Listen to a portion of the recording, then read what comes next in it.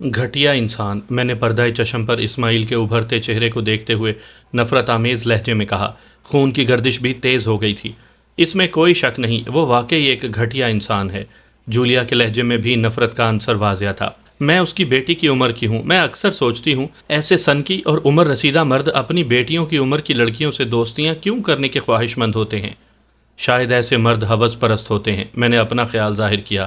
وہ جائز کے بجائے ناجائز کو زیادہ ترجیح دیتے ہیں، لیکن سارے مرد ایک جیسے نہیں ہوتے۔ میرے ڈیڈ بھی ایسے نہیں تھے۔ وہ انتہائی شریف اور وفادار انسان تھے۔ وہ میری موم سے بہت محبت کرتے تھے۔ ابو کو یاد کرتے ہوئے میرے منہ سے ٹھنڈی سانس خارج ہوئی اور دل مغموم ہو گیا۔ یہی وجہ تھی کہ آخر میں میرا لہجہ آزردہ ہو گیا تھا۔ میں تمہاری بات سے اتفاق کرتی ہوں، جولیا نے کہا۔ وہ میری کیفیت سمجھ گئی تھی۔ پھر اس نے بھی اپنے موم ڈیڈ کے گن گائے۔ آخر میں وہ بولی، اب میری بات غور سے سنو۔ میں نے منصوبہ بنا لیا ہے کہ ہمیں کیا کرنا ہے۔ اسماعیل شاہد کو کیفر کردار تک پہنچانے کا اس سے بہتر موقع شاید تمہیں کبھی نہ ملے۔ منصوبہ کیا ہے؟ جولیا نے مجھے منصوبے سے آگاہ کیا تو میں نے اس کے مختلف پہلوؤں پر غور کیا۔ کچھ دیر کی بحث و تکرار کے بعد ہم نے منصوبے کو فائنل کر دیا۔ منصوبہ یہ فائنل ہوا تھا کہ جولیا ڈنر کے بعد اسماعیل شاہد کے ساتھ اس کے روم میں چلی جائے گی۔ ہر طرح کی تسلی کر لینے کے بعد وہ مجھے میسج کر کے اوکے کا سگنل دے گی اور کچھ دیر کے بعد میں ویٹر کے بھیس میں اس کے کمرے میں جاؤں گا۔ ریوالور وہ مجھے دے دے گی۔ میں جولیا کو ڈرا دھمکا کر کمرے سے باہر نکال دوں گا تاکہ اسماعیل شاہد یہ نہ سمجھے کہ جولیا میری دوست ہے اور ہم دونوں نے مل کر اسے ختم کرنے کا منصوبہ بنایا ہے۔ اس کے بعد میں اسماعیل شاہد کو موت کے گھاٹ اتار دوں گا۔ بقول جولیا کے اسماعیل شاہد جب بھی اسے ملا تھا وہ اکیلا ہی ہوتا تھا، اس کے ساتھ گارڈ نہیں ہوتے تھے۔ شاید اسماعیل شاہد کو میرے زندہ ہونے کی خبر نہیں تھی یا ہیری ٹام نے اسے بتایا نہیں تھا۔ اگر ہیری ٹام نے اسے نہیں بتایا تو اس کے پیچھے کیا وجہ ہوگی، میں نے زیادہ سوچنا مناسب نہ سمجھا۔ مجھے دونوں سے کوئی سروکار نہیں تھا۔ میں ان دونوں کو ہلاک کر کے جلد از جلد امریکہ سے نکل کر انڈیا جانا چاہتا تھا تاکہ رتن کمار سے اپنی بہن روزینہ کو بازیاب کروا سکوں۔ مجھے نہیں معلوم تھا کہ میری زندگی کا یہ سفر یا مصائب کب ختم ہوں گے، کب میں پرسکون زندگی گزاروں گا۔ دفعتاً میری نظر بیک مرر پر پڑی تو میں بے اختیار چونک پڑا۔ بلو کلر کی ایک کار ہماری کار کے پیچھے آ رہی تھی۔ مجھے یاد تھا میں نے اس کار کو جولیا کے گھر سے کچھ فاصلے پر ایک درخت کے جھنڈ میں کھڑے دیکھا تھا جب میں جولیا کی کار میں بیٹھ رہا تھا۔ اس وقت تو میں نے توجہ نہ دی تھی کیونکہ وہاں جولیا کے گھر کے علاوہ بھی اور کئی گھر تھے جہاں لوگوں نے رہائش رکھی ہوئی تھی۔ خیال تھا کہ وہ کار کسی گھر کے مکین کی ہوگی، لیکن اب اسی کار کو جولیا کی کار کے پیچھے آتا دیکھ کر نہ جانے کیوں میرے دل کی دھڑکن نہ صرف تیز ہو گئی تھی بلکہ وسوسوں نے بھی دماغ پر یلغار کر دی تھی۔ میری نظریں مسلسل کار پر جمی ہوئی تھی۔ آگے سڑک دائیں بائیں دو حصوں میں تقسیم ہو رہی تھی۔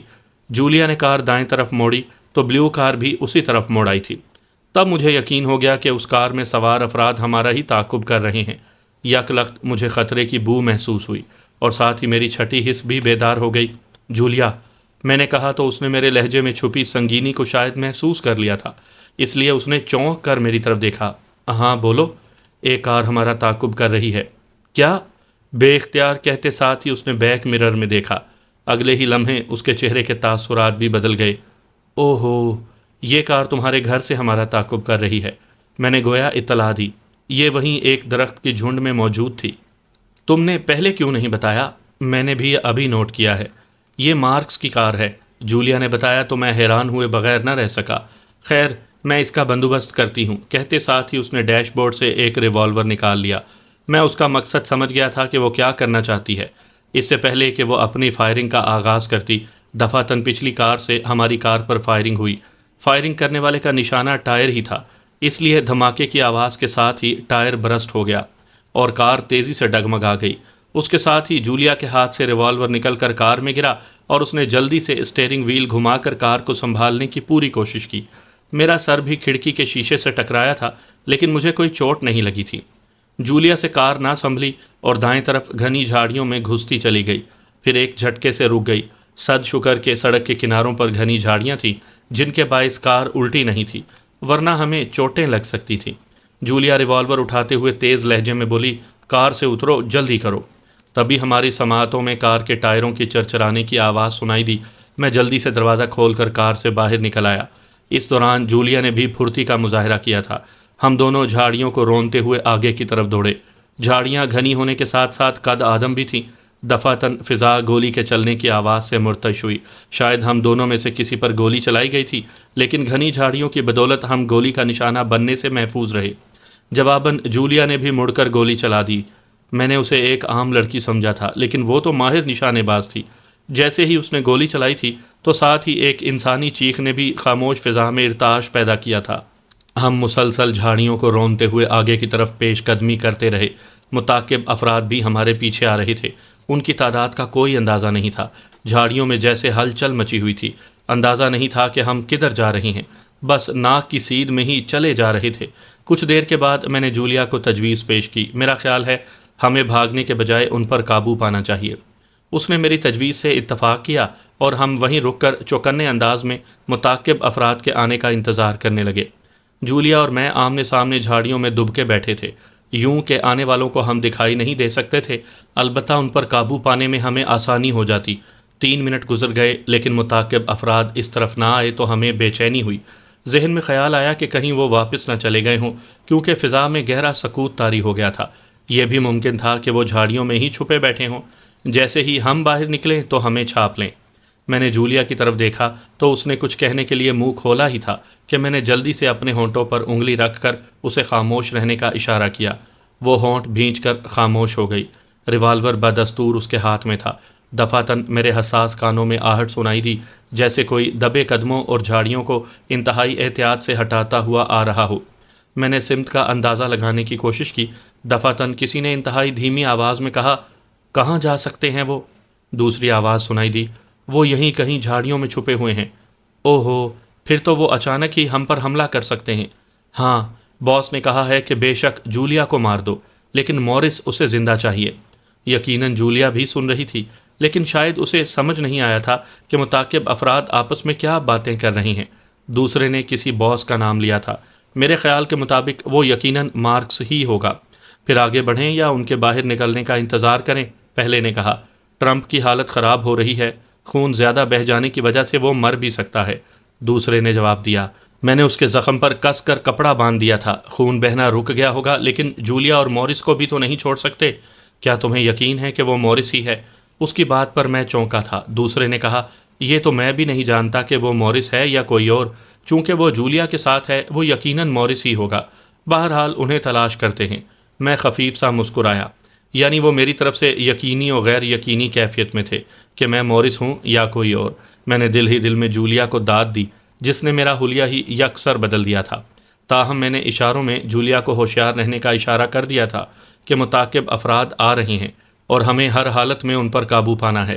لیکن وہ دونوں جدھر ہم موجود تھے اس طرف آنے کے بجائے کسی اور سمت مڑ گئے اور رفتہ رفتہ قدموں کی آہٹیں معدوم ہو گئیں۔ کچھ دیر کے بعد جولیا بولی، ہمیں یہاں سے نکلنے کا موقع مل گیا، آؤ چلیں۔ ہم گربا پا چلتے ہوئے جھاڑیوں سے نکل آئے۔ جولیا کی کار جھاڑیوں میں ہی تھی، لیکن سڑک کنارے بلو کار کھڑی تھی اور پچھلی سیٹ پر لیٹا ایک آدمی آنکھیں بند کیے کرا رہا تھا۔ اس کے بازو پر کپڑا بندھا ہوا تھا اور خون سے تر تھا۔ شاید یہی ٹرمپ تھا جو جولیا کی گولی کا نشانہ بنا تھا۔ وہ ہو بہو سابق امریکی صدر ڈونلڈ ٹرمپ سے مشابہ تھا۔ یوں لگتا تھا کہ جیسے وہ اس کا جڑواں بھائی ہو۔ ویسے بال، ویسی رنگت، فرق صرف اتنا تھا کہ ڈونلڈ ٹرمپ کا چہرہ چوڑا اور قدرے لمبا تھا، لیکن اس ٹرمپ کا چہرہ نارمل تھا۔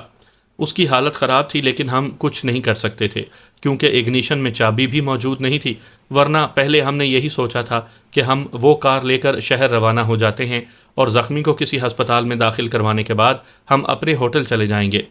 بعد ازاں ہم نے باہمی مشورے سے یہ فیصلہ کیا کہ ہم سڑک کی دوسری طرف موجود جھاڑیوں میں چھپ کر بیٹھ جاتے ہیں اور ان کے جانے کے بعد ہم اپنی کار میں سوار ہو کر جائیں گے۔ جولیا نے بتایا تھا کہ کار کی ڈگی میں ایکسٹرا ٹائر موجود ہے۔ چنانچہ ہم جلدی سے سڑک کے دوسرے کنارے پر موجود جھاڑیوں میں گھس گئے۔ ہم زیادہ اندر نہیں گئے تھے۔ جس جگہ ہم چھپ کر بیٹھ گئے تھے وہاں سے بلو کار اور سڑک کا بہت سارا حصہ واضح دکھائی دیتا تھا۔ کچھ دیر کے بعد ہمیں تلاش کرنے والے دونوں افراد بھی جھاڑیوں سے نکل کر اپنی کار کے قریب آ گئے۔ دونوں بے حد الجھے ہوئے دکھائی دیے۔ ریوالور بھی ان کے ہاتھوں میں تھے۔ شٹ، وہ دونوں فرار ہونے میں کامیاب ہو ہی گئے ہیں، لمبے قد کے آدمی نے بڑبڑاتے ہوئے کہا۔ اس کے لہجے سے بیزاری واضح مترشح تھی۔ اس کے ساتھی نے پوچھا، باس کو اب کیا جواب دو گے؟ وہ بہت غصے ہوگا۔ ہاں، غصے تو وہ ہوگا۔ لمبے قد والے نے اس بات میں گردن ہلائی۔ پھر اس نے جھک کر ٹرمپ کو دیکھا۔ ٹرمپ کی حالت خراب ہے، ہمیں جلد از جلد اسے ہسپتال لے جانا ہوگا۔ وہ دونوں کار میں سوار ہو گئے۔ میں گہری نظروں سے انہیں دیکھ رہا تھا۔ چونکہ اگنیشن میں چابی نہیں تھی، اس لیے میں نے لمبے قد والے کو جھنجھلاتے دیکھا۔ پھر شاید اسے چابی دکھائی دی، وہ یکدم جھک گیا تھا، پھر وہ سیدھا ہوا اور اگنیشن میں چابی لگائی، کار سٹارٹ کی اور وہاں سے چلے گئے۔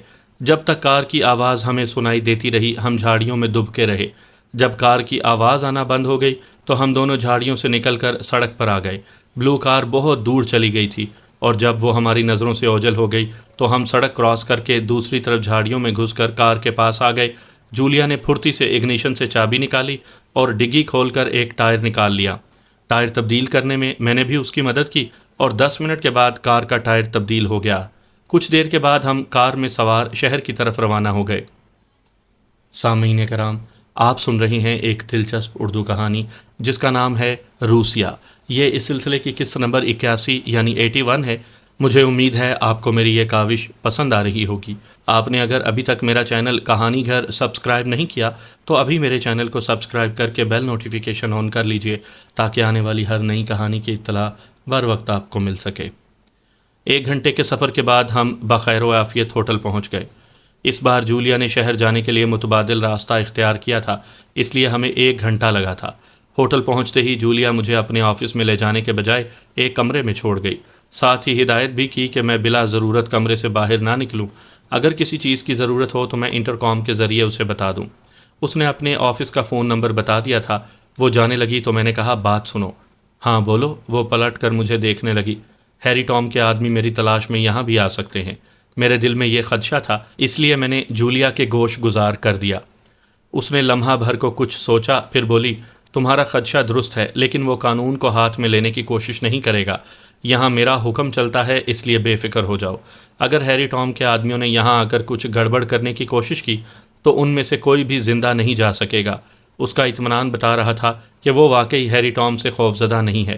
میں بھی مطمئن ہو گیا۔ پھر وہ چلی گئی تو میں نے دروازہ اندر سے لاک کر کے کمرے کا طائرانہ نظروں سے جائزہ لیا۔ وہ ایک کھلا اور ہوادار کمرہ تھا۔ وسط میں دیوار کے ساتھ ایک بیڈ پڑا ہوا تھا اور اس کے دائیں طرف شیشے کی ٹیبل پڑی تھی۔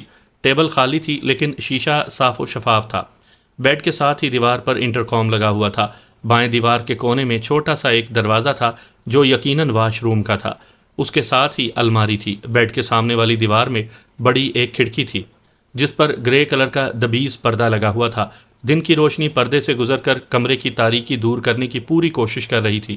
میں نے واش روم جانے سے پہلے وہ سائڈ پر کر دیا تھا اور روشنی پہلے سے زیادہ تیز ہو گئی تھی۔ اب مجھے شام تک اسی کمرے میں رہنا تھا۔ دوپہر کا کھانا جولیا خود دے گئی تھی۔ اس نے بتایا تھا کہ ہیری ٹام کا کوئی آدمی اس سے براہ راست ملنے نہیں آیا، البتہ اس نے حال میں چند مشکوک افراد دیکھے تھے جو کچھ دیر کے بعد وہاں سے غائب ہو گئے تھے۔ صد شکر کہ اس دوران کوئی ناخوشگوار واقعہ پیش نہیں آیا تھا۔ اس وقت رات کے 8:15 بج رہے تھے جب انٹرکام کی گھنٹی بجی۔ میں بیڈ پر نیم دراز ایک انگلش میگزین دیکھنے میں مصروف تھا۔ مجھے یہ میگزین الماری سے ملا تھا۔ میں نے میگزین بیڈ پر رکھا اور بایاں ہاتھ بڑھا کر انٹرکام کا ریسیور اتار کر اپنے کان سے لگا لیا۔ ہیلو مورس۔ دوسری طرف جولیا تھی جس نے میرے ہیلو کہنے سے پہلے ہی کہا، ہاں بولو جولیا۔ مورس، اسماعیل شاہد مجھے لینے آ گیا ہے اور میں اس کے ساتھ جا رہی ہوں۔ جولیا جلدی جلدی بتانے لگی، جب میں تمہیں میسج کروں گی تو تم ہوٹل آ جانا۔ ہوٹل کا نام تو یاد ہے نا؟ میں نے اس بات میں سر ہلاتے ہوئے کہا، ہاں، ریڈ روز ہوٹل۔ گڈ، اب میں چلتی ہوں، اپنا خیال رکھنا، بائے۔ رابطہ منقطع ہوتے ہی میں نے انٹرکام کا ریسیور رکھا اور کمرے میں ٹہلنے لگا۔ مجھے بے حد بے چینی ہو رہی تھی اور خون کی گردش بھی خود بخود تیز ہو گئی تھی۔ ایک ایک لمحہ صدیوں پر محیط محسوس ہو رہا تھا۔ دل چاہ رہا تھا کہ ابھی غائب ہو کر اسماعیل شاہد کے پاس پہنچ جاؤں اور اسے کیفر کردار تک پہنچا دوں، لیکن جولیا کے میسج کا انتظار کرنا ضروری تھا۔ وقت جیسے تھم سا گیا تھا، حالانکہ وقت نہیں تھما تھا، میری بے چینی انتہا کو پہنچ چکی تھی، اس لیے مجھے وقت تھمتا ہوا لگا تھا۔ جولیا کا میسج رات 11 بجے موصول ہوا۔ لکھا تھا، ہوٹل پہنچ جاؤ، سیل فون کی آواز میوٹ رکھنا۔ جواباً میں نے اوکے لکھا اور سیل فون کو میوٹ کر کے جیب میں رکھا اور ہوٹل سے نکل آیا۔ ہوٹل میں کم لوگ موجود تھے لیکن کسی نے مجھ پر توجہ نہیں دی تھی۔ سڑک پر پہنچتے ہی مجھے ٹیکسی مل گئی اور میں ریڈ روز ہوٹل روانہ ہو گیا۔ میرا دل غیر معمولی انداز میں دھڑک رہا تھا، جیسے پسلیاں توڑ کر باہر نکلنا چاہتا ہو۔ جیسے جیسے ٹیکسی آگے بڑھ رہی تھی، میرے جسم میں موجود خون کی گردش تیز ہوتی جا رہی تھی۔ میں نے تہیا کر لیا تھا کہ آج میں اسماعیل شاہد کو کسی صورت زندہ نہیں چھوڑوں گا، اس کے ناپاک وجود سے دھرتی کو پاک کر دوں گا۔ اسی لیے میری بے چینی کم ہونے کے بجائے بڑھتی ہی جا رہی تھی۔ کچھ ہی دور جانے کے بعد ڈرائیور نے انگریزی گانا لگا دیا۔ وہ نوجوان اور حبشی نسل کا تھا۔ یقیناً وہ میوزک کا دل دادا تھا، اس لیے گانا لگانے کے ساتھ ہی وہ اپنے سر کو میوزک کی لے پر ادھر ادھر ہلانے لگا، جیسے اسے گانا سنتے ہوئے بہت مزہ آ رہا ہو۔ میوزک بے ہنگم تھا، اس لیے مجھے کوفت ہونے لگی، لیکن میں خاموش بیٹھا رہا۔ جب میرے سر میں درد ہونے لگا تو میں ڈرائیور کی طرف دیکھتے ہوئے بولا، پلیز میوزک کی آواز ذرا کم کر دو۔ کیا تمہیں میوزک پسند نہیں ہے؟ ڈرائیور نے آواز کم کرنے کے بجائے استفسار کیا۔ پسند تو ہے، لیکن ہلکی آواز میں نے متانت لہجے میں جواب دیا۔ تیز آواز سے میرے سر میں درد شروع ہو جاتا ہے۔ اب بھی سر میں درد شروع ہو رہا ہے۔ اوہ اچھا، اگر تمہیں پریشانی ہو رہی ہے تو میں آواز کم کر دیتا ہوں، حبشی ڈرائیور نے اپنے سفید دانتوں کی نمائش کرتے ہوئے کہا۔ میں نے اس کا شکریہ ادا کیا۔ اس نے میوزک کی آواز ہلکی کر دی تو میں نے سکون کی سانس لی۔ ٹیکسی کشادہ اور آرام دہ سڑک پر دوڑتی جا رہی تھی۔ قرب و جوار میں کھمبوں پر لگے بلب اندھیروں کو دور کرنے کی اپنی پوری کوشش کر رہے تھے۔ ٹریفک بھی کم ہی تھا۔ اچانک حبشی ڈرائیور کو کچھ یاد آیا تو وہ جلدی سے بولا، ارے یاد آیا، ماسک پہن لو، میں بھی پہن لیتا ہوں۔ اگر پولیس نے دیکھ لیا کہ ہم دونوں میں سے کسی کے چہرے پر ماسک نہیں ہے تو چالان کر دے گی۔ اتنا کہنے کے بعد اس نے اپنی پتلون کی جیب سے ماسک نکال کر چہرے پر لگا لیا، لیکن میرے پاس ماسک نہیں تھا، شاید دوسرے لباس میں رہ گیا تھا اور میں نکالنا بھول گیا تھا، اس لیے میں پریشان ہو گیا۔ حبشی نے شاید میری پریشانی بھانپ لی تھی، تبھی اس نے استفسار کیا، کیا تمہارے پاس ماسک نہیں ہے؟ نہیں، میں نے بے چارگی کے عالم میں کہا، ماسک میرے پاس تھا لیکن شاید وہ میرے دوسرے لباس میں رہ گیا ہے اور میں نکالنا بھول گیا ہوں۔ اوکے، کوئی بات نہیں، میں دے دیتا ہوں۔ میں نے ماسک کا ڈبہ لے کر رکھا ہوا ہے تاکہ اگر کسی سواری کے پاس ماسک نہ ہو تو میں دے دیتا ہوں۔ کہتے ساتھ ہی اس نے ڈیش بورڈ میں موجود ماسک ڈبے سے ایک ماسک نکال کر مجھے دے دیا۔ ڈبے میں ابھی بھی بہت سارے ماسک تھے۔ میں نے تھینکس کہتے ہوئے ماسک چہرے پر لگا لیا۔ ایک چوراہے پر واقعی پولیس کار موجود تھی اور دو پولیس والے کار کے قریب ہی کھڑے آپس میں باتیں کر رہے تھے۔ ان دونوں کے چہروں پر بھی ماسک تھے، لیکن جیسے ہی ایک پولیس والے کی نظر ٹیکسی پر پڑی تو اس نے ہاتھ کے اشارے سے ٹیکسی روکنے کا اشارہ کر دیا۔ اس نے ٹیکسی روکنے کا اشارہ کیوں کیا ہے؟ میں نے حبشی ڈرائیور کی طرف دیکھے بغیر اس سے پوچھا۔ معلوم نہیں، اس نے جواباً کہا، لیکن پریشانی کی کوئی بات نہیں ہے کیونکہ میرے پاس لائسنس اور ٹیکسی کے کاغذات موجود ہیں۔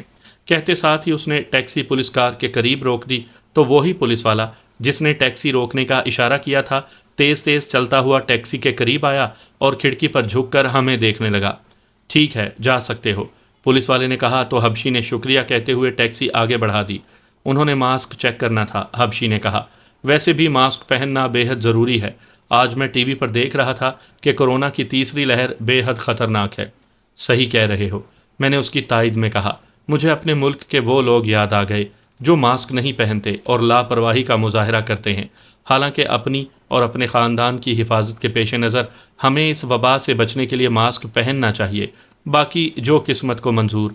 قرب و جوار میں سرسری انداز میں دیکھتے ہوئے دفعتاً میری نظر بیک مرر پر پڑی تو میں بے اختیار چونک پڑا۔ ایک کار ٹیکسی کے پیچھے تھی۔ مجھے شک ہوا کہ کہیں مارکس کے آدمی میرا تعاقب نہ کر رہے ہوں۔ صبح والا واقعہ مجھے یاد تھا۔ ممکن تھا کہ وہ ٹیکسی کو رکوا کر مجھے زبردستی لے جاتے۔ میں دوبارہ اس قید خانے میں نہیں جانا چاہتا تھا، اس لیے میں نے کچھ سوچتے ہوئے ڈرائیور سے کہا، پلیز ٹیکسی ذرا تیز چلاؤ، مجھے فوری پہنچنا ہے۔ اوکے، میں تمہیں 10 منٹ میں ہی ریڈ روز ہوٹل پہنچا دیتا ہوں، ڈرائیور نے جواباً اسبات میں سر ہلاتے ہوئے کہا اور اس نے ٹیکسی کی رفتار بڑھا دی۔ میں نے ازراہ تفنن کہا، خیال کرنا 10 منٹ میں مجھے ہوٹل کے بجائے اوپر نہ پہنچا دینا، اور میں اوپر بیٹھا تمہیں کوس رہا ہوں کہ میں نے ہوٹل پہنچانے کو کہا تھا اور اس نے اوپر پہنچا دیا۔ میری بات پر وہ کھلکھلا کر ہنس پڑا۔ ویری فنی، پریشان نہ ہو، ایسا کچھ نہیں ہوگا۔ میں نے ہنکاری بھری۔ ویسے مجھے یقین ہے تمہاری گرل فرینڈ تمہارا شدت سے انتظار کر رہی ہوگی، اسی لیے تم بھی اس سے ملنے کے لیے بے چین ہو رہی ہو۔ وہ دوستانہ لہجے میں بولا۔ میں مصنوعی انداز میں ہنس پڑا۔ اس نے بات آگے بڑھائی، یہ گرل فرینڈ چیز ہی ایسی ہوتی ہے کہ انسان کو ہر وقت بے چین رکھتی ہے۔ اب مجھے دیکھ لو، میری بھی ایک گرل فرینڈ تھی، لیکن جب اسے پتہ چلا کہ میں ٹیکسی چلاتا ہوں تو اس نے مجھے چھوڑ دیا۔ مجھے یہ منطق سمجھ نہیں آئی۔ وہ کہتی ہے کہ جب اس کی فرینڈز کو پتہ چلے گا کہ اس کا بوائے فرینڈ ٹیکسی چلاتا ہے تو وہ اس کا مذاق اڑائیں گے، اس لیے وہ میرے ساتھ دوستی نہیں رکھ سکتی۔ میں نے بھی دوستی برقرار رکھنے پر اصرار نہیں کیا اور ہم علیحدہ ہو گئے۔ سن کر افسوس ہوا۔ مجھے بھی ہوا تھا، وہ بولا، لیکن اچھا ہی ہو گیا۔ جب کسی کو صرف اپنی پوزیشن کا خیال ہے تو ہم کیوں اس کی فکر میں گھلتے رہیں؟ میں نے اب کی بار اس کی بات کا جواب نہ دیا۔ میری نظریں بیک مرر سے دکھائی دیتی کار پر تھیں۔ جیسے ہی ڈرائیور نے ٹیکسی کی رفتار بڑھائی تو کار کی رفتار میں بھی غیر معمولی اضافہ ہو گیا۔ اب میرا شک یقین میں بدل گیا تھا کہ وہ کار میرے تعاقب میں ہے اور مجھے موقع دیکھتے ہی مارکس کے آدمی چھاپ لیں گے۔ میں ان سے نبٹنے کا طریقہ سوچنے لگا۔ معلوم نہیں تھا کہ ان کی تعداد کتنی تھی، لیکن جو کچھ بھی کرنا تھا مجھے فوری کرنا تھا۔ دفعتاً میرے ذہن میں ایک طریقہ آ گیا۔ گو وہ طریقہ بے حد خطرناک تھا، اس سے میری جان بھی جا سکتی تھی، لیکن فوری طور پر وہی طریقہ ہی سوجا تھا، اور میرے خیال کے مطابق اسی طریقے کی بدولت ہی میری مارک سے جان چھوٹ سکتی تھی۔ میں نے حبشی ڈرائیور کی طرف دیکھا۔ وہ زیر لب مسکرا رہا تھا۔ شاید اسے کوئی بات یاد آ گئی ہوگی۔ مجھے یقین تھا کہ وہ میری مدد کرے گا، چنانچہ میں نے کہا، سنو۔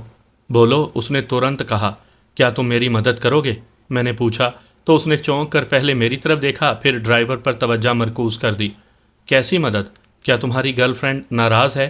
وہ زیر لب مسکراتے ہوئے بولا تو مجھے کوفت ہوئی، تاہم میں نے ضبط کیا۔ نہیں، وہ ناراض نہیں ہے، میں نے کہا۔ تو وہ شاید نہیں، یقیناً باتونی بھی تھا۔ میری بات سنے بغیر ہی بول پڑا۔ میں نے ہونٹ بھینچے، دل کیا کہ اس کی کھوپڑی پر ایک لگاؤں، لیکن ایسا نہ کر سکا۔ ٹیکسی کے پیچھے ایک کار آ رہی ہے۔ تو اس نے پھر درمیان میں ٹوکا۔ میرے تن بدن میں آگ بھڑک اٹھی۔ یار، پہلے میری پوری بات تو سن لیا کرو۔ میں بالآخر جھنجھلا گیا۔ بات پوری ہوتی نہیں، درمیان میں بول پڑتے ہو۔ وہ زیر لب مسکرایا۔ سوری یار، اب نہیں بولوں گا، بولو کیا کہنا چاہتے ہو؟ میں نے خود کو پرسکون کیا اور سلسلہ کلام جوڑا۔ ایک کار ہمارے تعاقب میں ہے، کچھ لوگ مجھے اغوا کرنا چاہتے ہیں، اس لیے تمہیں میری مدد کرنا ہوگی۔ میری بات سن کر وہ چونک پڑا۔ اوہ، ایک کار میری ٹیکسی کے تعاقب میں ہے اور مجھے پتہ ہی نہیں؟ اس نے بھی بیک مرر میں دیکھتے ہوئے کہا۔ کون ہیں وہ لوگ اور تمہیں کیوں اغوا کرنا چاہتے ہیں؟ اب تو پتہ چل گیا ہے نا، میں نے ہونٹ بھینچتے ہوئے کہا۔ پلیز میری مدد کرو۔ ہاں بولو، مجھے کیا کرنا ہوگا؟ اس نے سرسراتے ہوئے لہجے میں کہا۔ ویسے اگر کہو تو میں اسے ڈوج دے سکتا ہوں، تمہارے دشمن تمہاری گرد کو بھی نہ پا سکیں گے، یہ میرا تم سے وعدہ ہے۔ نہیں، اس کی ضرورت نہیں ہے، میں نے کہا۔ میں تمہیں بتاتا ہوں کہ تمہیں کیا کرنا ہوگا۔ ہاں بتاؤ۔ اس نے میری بات درمیان سے کاٹی تو میرا دل چاہا کہ اس کا سر توڑ دوں۔ پوری بات سنے بغیر ہی درمیان میں بول پڑتا تھا۔ اب بیچ میں مت بولنا، پہلے میری پوری بات سن لو۔ ٹیکسی کسی ایسی سڑک کی طرف موڑ لو جدھر روشنی کا انتظام نہ ہو۔ اس سڑک کی طرف کار موڑتے ہی اس کی رفتار کم کر دینا۔ میں دروازہ کھول کر کود جاؤں گا اور تم ٹیکسی بھگا لے جانا۔ ساتھ ہی میں نے اپنی جیب سے چند ڈالرز نکال کر اس کے حوالے کر دیے۔ یہ ڈالرز مجھے جولیا نے دیے تھے تاکہ ضرورت کے وقت کام آ سکیں۔ ڈالرز دیکھ کر حبشی کی آنکھیں چمک اٹھی تھیں۔ ڈالرز جیب میں منتقل کرنے کے بعد حبشی ڈرائیور نے متوحش لہجے میں کہا، گو یہ بہت خطرناک کام ہے، لیکن میں تمہاری مدد کروں گا۔ میں نے ممنون نظروں سے دیکھتے ہوئے اسبات میں سر ہلا دیا۔ اس نے بات آگے بڑھائی۔ قریب میں ہی ایک سنسان سڑک ہے، میں کار اسی طرف موڑ رہا ہوں۔ جیسے ہی میں ٹیکسی کی رفتار کم کروں گا تم نے کود جانا ہے، لیکن خیال رکھنا کہیں تمہارا سر کسی پتھر سے نہ ٹکرا جائے۔ بے فکر ہو جاؤ۔ میں نے اسبات میں گردن ہلائی اور مزید کہا، میری فکر کرنے کا بے حد شکریہ، ویسے میرے لیے تو یہ کسی ایڈونچر سے کم نہیں ہے۔ اس نے ایک بار پھر اپنے سفید دانتوں کی نمائش کی۔ میں نے ایسی سچویشن اکثر ہالی ووڈ کی فلموں میں دیکھی ہے، لیکن آج حقیقت میں دیکھوں گا۔ تم بھی اپنا خیال رکھنا، کہیں ایسا نہ ہو کہ میرے دشمن تمہیں پکڑ لیں اور میرے بارے میں پوچھیں اور تم اگل دو۔ میں نے اپنے دل میں پنپتے خدشے کو زبان دیتے ہوئے کہا تو وہ مسکرا دیا۔ بے فکر رہو، تمہارے دشمن تو کیا، ان کے باپ بھی مل کر آ جائیں تو مجھے نہیں پکڑ سکتے، اور اگر پکڑ بھی لیں تو میری زبان کاٹ دیں گے، لیکن زبان کھلوا نہیں سکیں گے۔ وہ چیلنج بھرے لہجے میں بولا۔ تمہیں اتارتے ہی میں انہیں ایسا چکما دوں گا کہ وہ سوچتے رہ جائیں گے کہ ان کے ساتھ ہوا کیا ہے۔ میں نے زیر لب مسکراتے ہوئے دل ہی دل میں اللہ کا شکر ادا کیا، وہ ہر قدم پر میری مدد کر رہا تھا۔ میں نے بیک مرر میں دیکھا تو متعاقب کار مسلسل ٹیکسی کے پیچھے آ رہی تھی۔ 5 منٹ کے بعد حبشی ڈرائیور نے مجھے الرٹ رہنے کو کہا اور ساتھ ہی اس نے انتہائی ماہرانہ انداز میں سامنے سے دکھائی دیتی دائیں طرف مڑتی سڑک کی طرف کار موڑ دی۔ اس نے جیسے ہی مجھے الرٹ رہنے کو کہا تھا، میں نے دروازے کے ہینڈل کو مضبوطی سے پکڑ لیا تھا۔ جس سڑک کی طرف حبشی نے ٹیکسی موڑی تھی وہ اندھیرے میں ڈوبی ہوئی تھی۔ اتر جاؤ۔ ٹیکسی موڑتے ساتھ ہی اس نے ٹیکسی کی رفتار کم کی اور چیخ کر کہا تو میں نے برق رفتاری سے ہینڈل گھما کر دروازہ کھولا اور کود گیا۔ میں ہوا میں اڑتا ہوا سڑک پر گرا۔ اور رول ہوتا ہوا فٹ پاتھ سے جا لگا۔ عین اسی لمحے متعاقب کار بھی اسی طرف آتی دکھائی دی، لیکن میں فٹ پاتھ کے ساتھ چپکا پڑا رہا۔ زن کی آواز کے ساتھ ہی کار میرے قریب سے گزرتی چلی گئی۔ میں نے سر اٹھا کر دیکھا تو ٹیکسی دائیں طرف مڑتی سڑک کی طرف مڑ گئی تھی۔ جب کار بھی اس کے پیچھے مڑ گئی تو میں اٹھ کھڑا ہوا۔ میرا دل زور زور سے دھڑک رہا تھا۔ چلتی ٹیکسی سے چھلانگ لگانا خود کو موت کے حوالے کرنے کے مترادف تھا، لیکن صد شکر کہ میں جسمانی نقصان سے محفوظ رہا تھا، کوئی چوٹ بھی نہیں لگی تھی۔ میں نے قرب و جوار کا غائرانہ جائزہ لیا۔ وہ ایک ویران اور اندھیرے میں ڈوبی ہوئی سڑک تھی۔ دونوں اطراف میں چند چھوٹی بڑی عمارتیں تھیں، لیکن وہ سب اندھیرے میں ڈوبی ہوئی تھیں۔ فی الحال میرے پاس ان عمارتوں کا جائزہ لینے کا وقت نہیں تھا، اس لیے میں نے کپڑے جھاڑے اور مڑ کر اسی طرف بڑھ گیا جدھر سے حبشی ڈرائیور نے ٹیکسی موڑی تھی۔ چوک پر پہنچ کر میں نے کسی اور ٹیکسی کی تلاش میں نظریں دوڑائیں۔ مجھے زیادہ دیر انتظار نہ کرنا پڑا۔ ایک ٹیکسی میرے قریب آ کر رکی اور میں اس میں سوار ہو کر ریڈ روز ہوٹل کی طرف روانہ ہو گیا۔ 35 منٹ کے سفر کے بعد میں ریڈ روز ہوٹل میں پہنچ گیا۔ وہ بہت بڑا اور شاندار انداز میں تعمیر کیا گیا ہوٹل تھا۔ لوگوں کا زیادہ رش نہیں تھا، پارکنگ میں بھی چند کاریں موجود تھیں۔ شاید بہت سے لوگ کھانا کھانے کے بعد وہاں سے جا چکے تھے اور جو موجود تھے وہ بھی وقفے وقفے سے جا رہے تھے۔ میں نے تاریک گوشے میں ہو کر جولیا کو میسج کرنے کے غرض سے سیل فون نکالا تو اس پر جولیا کی 2 مسڈ کال تھیں۔ شاید وہ پوچھنا چاہ رہی ہوگی کہ میں کہاں ہوں۔ چونکہ فون سائلنٹ پر تھا اس لیے مجھے کال کی آواز سنائی نہیں دی تھی۔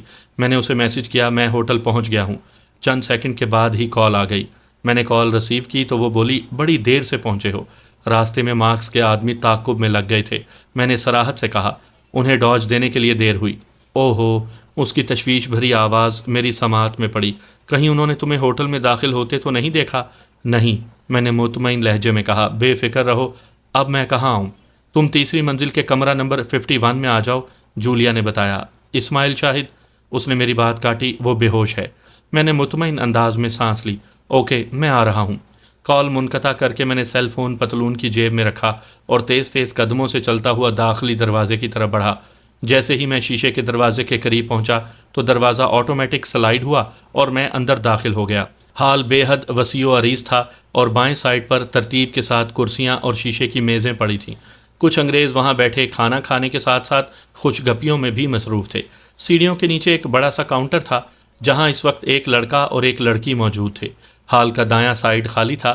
ماربل کے فرش پر سیاہ رنگ کے گول گول دائرے بنے ہوئے تھے، شاید وہ ڈانسنگ کے لیے جگہ مخصوص تھی۔ مجھے ہال کے ایک کونے میں لفٹ دکھائی دی تو میں اس کی طرف بڑھا۔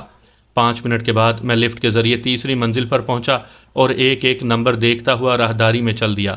کمرہ نمبر 51 کے دروازے پر پہنچ کر میں نے پہلے دائیں بائیں اچھی طرح جائزہ لیا، پھر میں نے ہلکی سی دستک دی۔